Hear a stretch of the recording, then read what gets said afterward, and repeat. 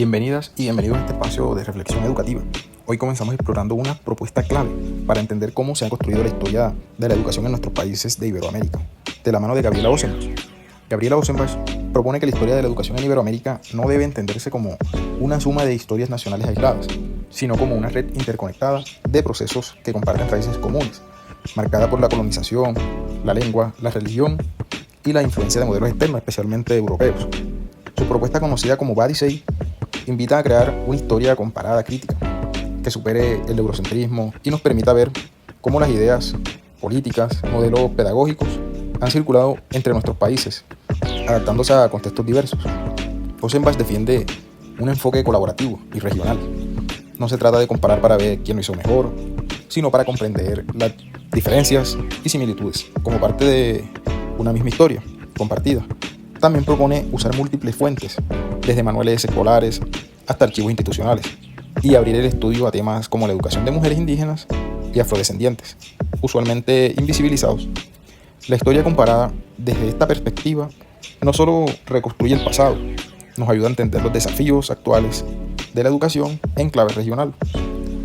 Esta reflexión nos deja una pregunta: ¿qué tanto conocemos las experiencias educativas de los países de Esta reflexión nos deja una pregunta: ¿qué tanto conocemos las experiencias educativas de los países vecinos?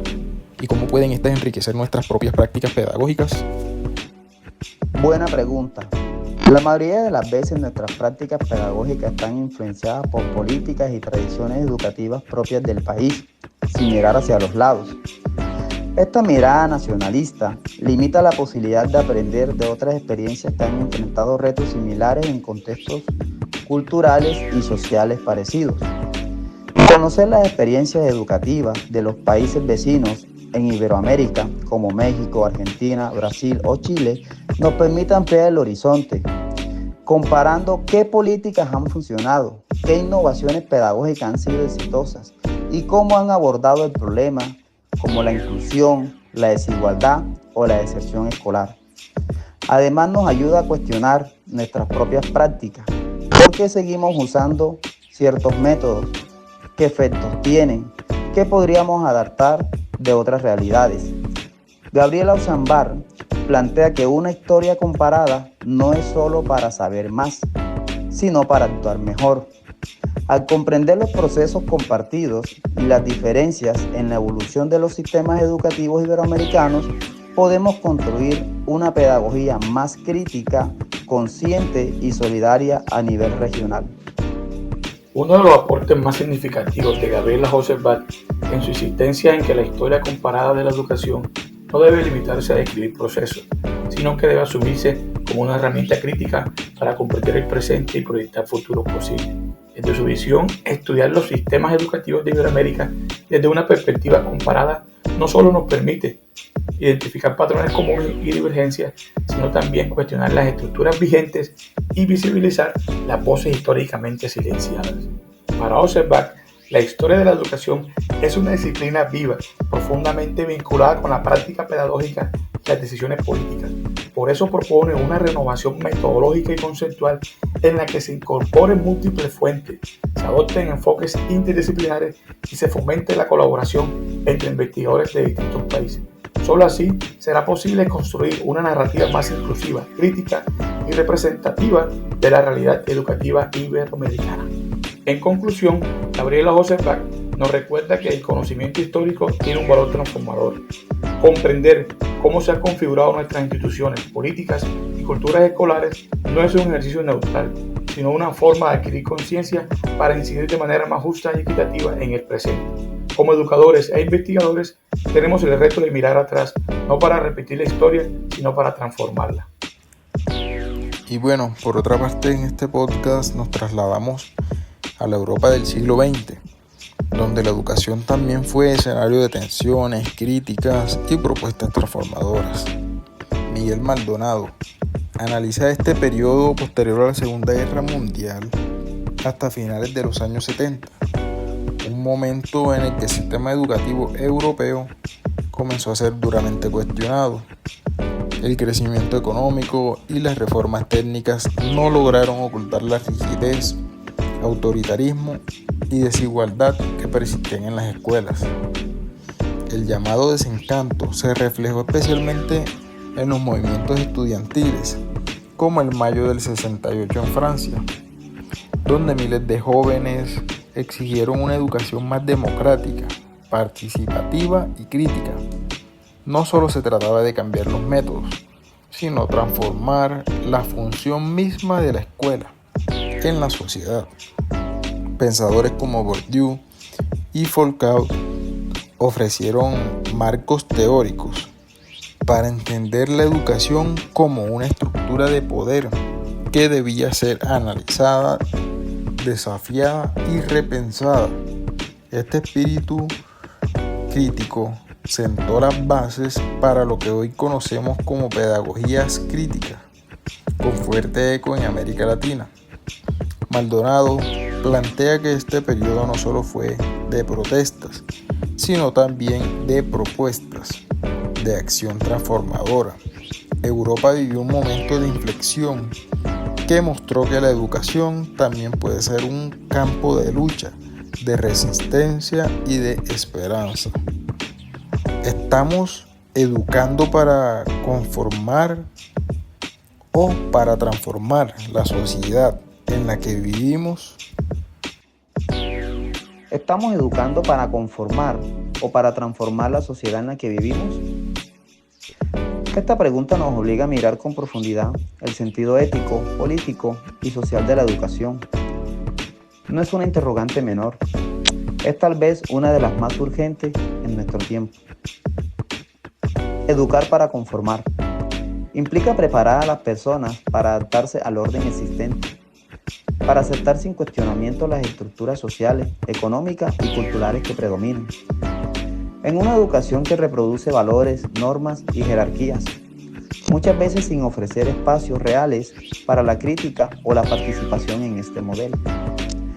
La escuela se convierte en una herramienta de reproducción social, donde el conocimiento se transmite de manera unidireccional y el estudiante es visto como un receptor pasivo.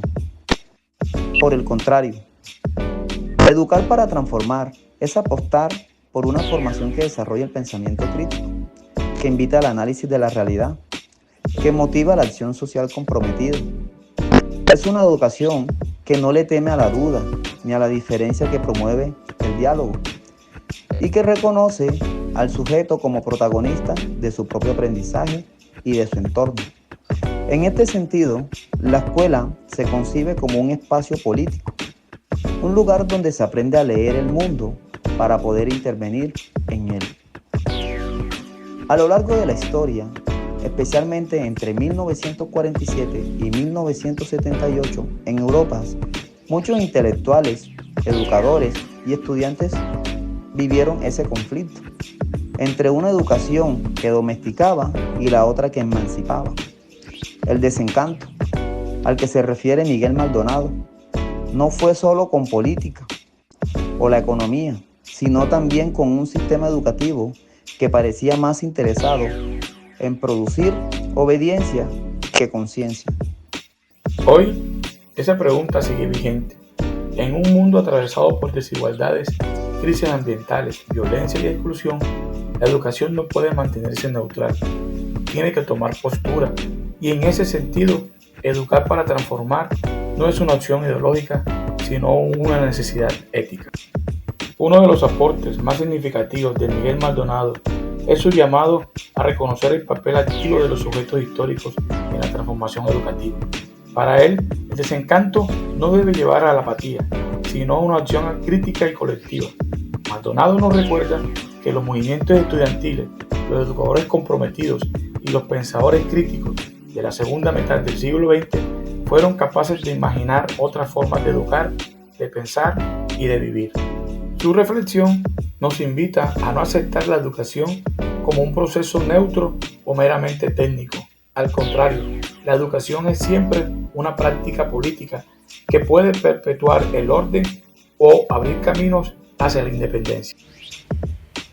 Gabriela Osenbach, en su análisis de la historia comparada de la educación en Iberoamérica, destaca la importancia de comprender los procesos históricos y culturales que configuran los sistemas educativos en la región, enfatizando que la educación no puede desligarse de su contexto social y político. Por su parte, Miguel Maldonado, en El desencanto y la acción crítica en Europa, nos alerta sobre los riesgos de una educación que solo busca conformar en lugar de transformar a las personas y la sociedad. Al unir estas perspectivas, surge un llamado claro para Colombia: una educación que no solo enseñe contenidos, sino que también transforme sujetos críticos, conscientes de su historia y capaces de participar activamente en la construcción de una sociedad más justa e incluyente.